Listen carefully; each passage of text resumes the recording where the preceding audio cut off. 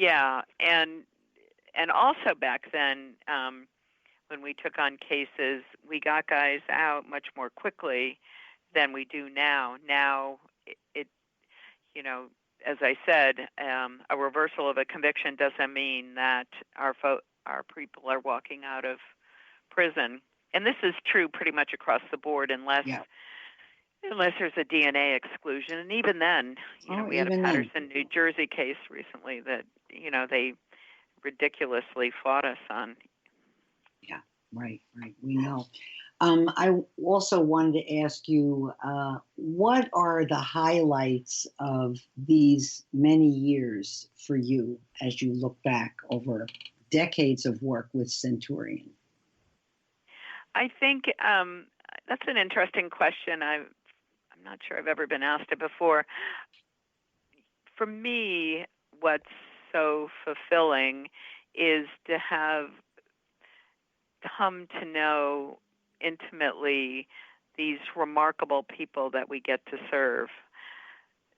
These folks that we get to serve are extraordinary in that they've forgiven everybody who put them there, and the guys who haven't overtly forgiven their offenders have moved on from having any sort of negative emotions towards them, because they want to live free, and you can't live free if you're carrying a big grudge or hatred towards someone, which, by the way, those people have earned their hatred. But the folks that we serve just completely blow my mind, how whole they are and how graceful they are as they navigate this world that is brand new to them. I mean, they're the most remarkable people you could ever meet, and that's been the largest impact on my life, is to have these people added to my family. In fact, my children, when they know we're getting close to getting somebody out, the sons will always say, "So when are we meeting my brother or my sister?" That's great. We're that close to them. I have experienced something similar in my involvement with the Innocence Project of Florida in meeting a number of exonerees, and I would agree with you in saying I wonder why they are not more bitter and more angry, and they are not. They are not. No, they're better than we are. They are much better people than we are. They, when I get pissy about, somebody taking my parking spot, I think, Jiminy Cricket, really, this is where you're going to set the bar when these folks aren't even mad at the police and prosecutors which they have every guards right to be, right? No kidding. Yeah, they're extraordinary. Absolutely. Well, we had spoken before you were invited to the podcast today, and we talked a little bit about the concept of blind focus, and I'm going to address that in a later podcast, but I wanted you to talk a little bit about that in the time we have left. Sure. Having done this work as long as I have, oftentimes those of us in the innocence world, we talk about, bad forensics, bad identification, jailhouse snitches, all that kind of stuff, which is certainly true in every single one of our cases. There are at least one or more of those aspects are present. However, for me, ground zero for someone being wrongly convicted is blind focus it starts with law enforcement and then goes to the prosecutor. And by that I mean, for example, Richard Miles, a young man with no prior criminal record, was walking home from after spending an evening watching TV with buddies, and he stopped at a payphone to tell his roommate that he was coming home to leave the door unlocked. And while there, the cops were looking for an assailant who had just shot someone at a gas station, but had driven off in a car, but the assailant was wearing a certain kind of T-shirt and long pants. Richard, on the other hand, had a completely different kind of T-shirt and was wearing shorts. And furthermore, Richard was a solid 20 years older than he was 19, and the assailant was somewhere in his 30s. But Richard, because he was on the phone basically across the street from the shooting, they picked him up and he became the guy. Mm.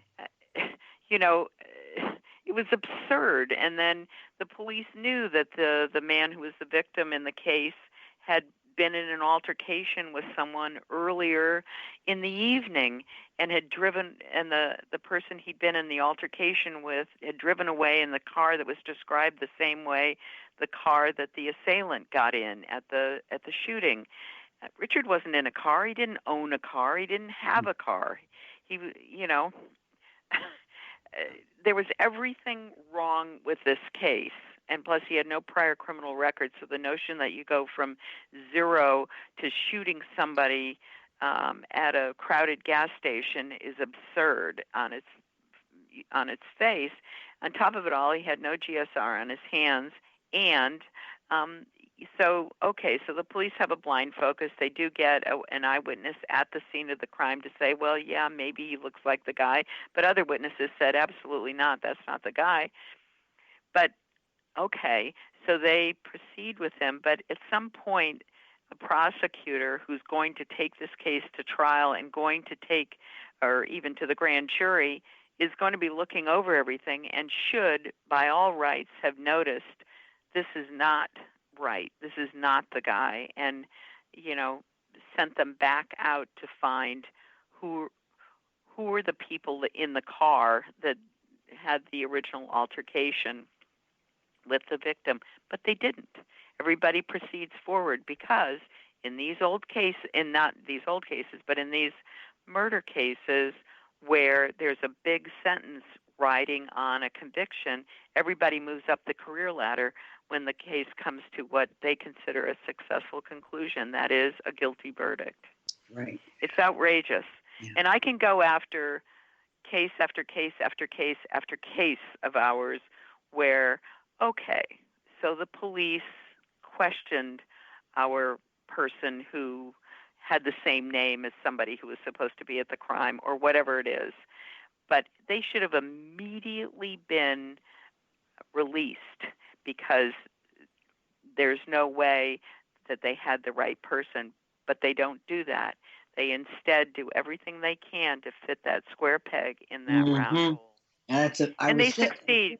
That's a great way to. I was going to ask you for how you would define blind focus, but just what you said, almost putting the square peg in the round hole. The insistence that, well, this is going to fit if we just try hard enough.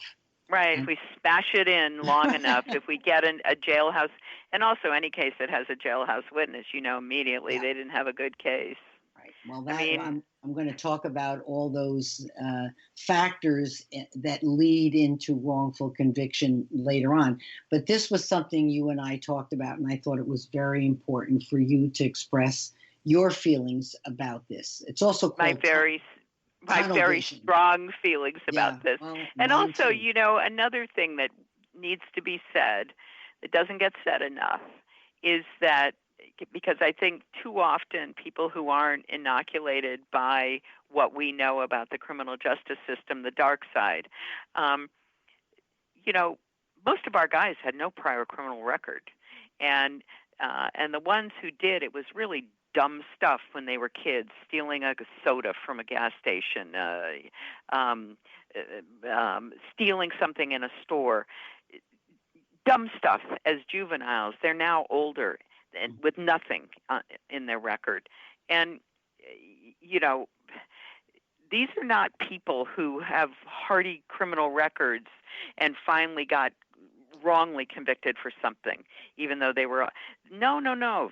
These are, even though we agree in this country that, we're not supposed to be convicting innocent people, but in our case, our guys and women had no criminal record or virtually no criminal record. So we'd like to disobey, and I suspect it's true across the board with most of the innocence world. That's why they're especially vulnerable to a wrongful conviction, is they don't take the Miranda warning seriously. Anything you say can and will be used against you. Innocent people want to immediately explain, no, you have the wrong guy, and they give the police all the tools they need to change the time of death, undo their alibi or whatever it is to help smash that square peg into that round hole. Into the round hole, right. Well, I certainly appreciate your spending time with us today, Kate, and I'm sure there'll be an opportunity on a later podcast to have you come back. This is just the beginning of a long conversation about wrongful conviction. And my thought was that Centurion and you and Jim McCloskey should be first up on the list. And thank you so much. I appreciate your time today. Thank you so very, very much.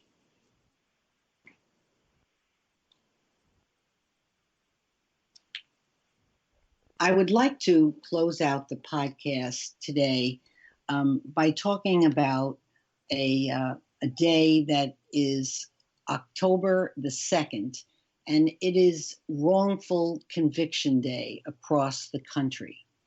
Marking this day is relatively new, just a few years old. I have been thinking about a day coming up at the end of October, specifically on the 31st. I did a search on how much money Americans spend on Halloween, costumes, candy, and decorations. Would you believe $9 billion? That translates to about $90 a person.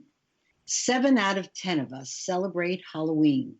Valentine's Day, we spend even more, $20 billion. So let's think about supporting Wrongful Conviction Day. Given there is an innocence project in every state, the smallest states might be part of a multi-state project. I'd like to ask you to locate a project where you live, look up their address, and send them a contribution in the amount you can afford. The lawyers and staff in those projects work pro bono, free of charge, for every client. So many of these nonprofit organizations depend heavily on private contributions. I thank you for at least considering making a donation. Thank you for listening today. Next time, we will meet someone from the Innocence Project of Florida. See you next time.